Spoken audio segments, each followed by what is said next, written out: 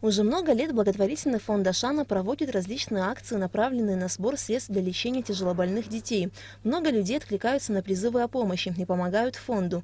На сей раз организаторы акции продумали идею участия так, чтобы каждый, кто придет, получил большое удовольствие и массу положительных впечатлений. Для взрослых и детей был организован мастер-класс по росписи футболок. Помимо возможности собрать денежные средства, данная акция несет в себе терапевтический эффект, говорят организаторы. Как известно, творчество – это процесс такой, можно сказать, медитативный. Они таким образом расслабляются, могут выливать свои эмоции, выражать их в красках, в цвете, в интенсивности цвета.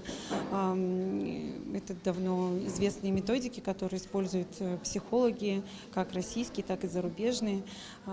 Конечно, это несет и такой, можно сказать, терапевтический эффект тоже. В акции приняли участие известные в Абхазии люди, которые часто помогают фонду.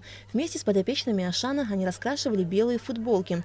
На каждой из них должен был быть рисунок, напоминающий арбуз. Дети с восторгом наносили яркие краски на футболки, и в этот момент они были по-настоящему счастливы.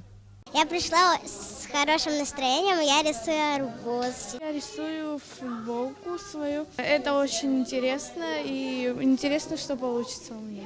Процесс раскраски футболок очень понравился не только детям, и взрослые с удовольствием занялись рисованием. Это очень увлекательно, я надеюсь, что ребята сегодня получат огромное удовольствие. Ну и плюс это действительно благотворительность, я надеюсь, что мы делаем все вместе одно общее доброе дело. На акцию «До свидания, лето» или «Арбузный фреш» многие известные в республике люди пришли со своими детьми. Они также помогали подопечным фонда Ашана наносить краски на футболку. В завершении акции взрослые участники мероприятия приобрели по 2 футболки и себе, и ребенку, которому помогали наносить рисунок. Акция «До свидания, лето» или «Арбузный фреш» собрала 60 тысяч рублей. Все деньги будут направлены на лечение подопечных фонда Ашана.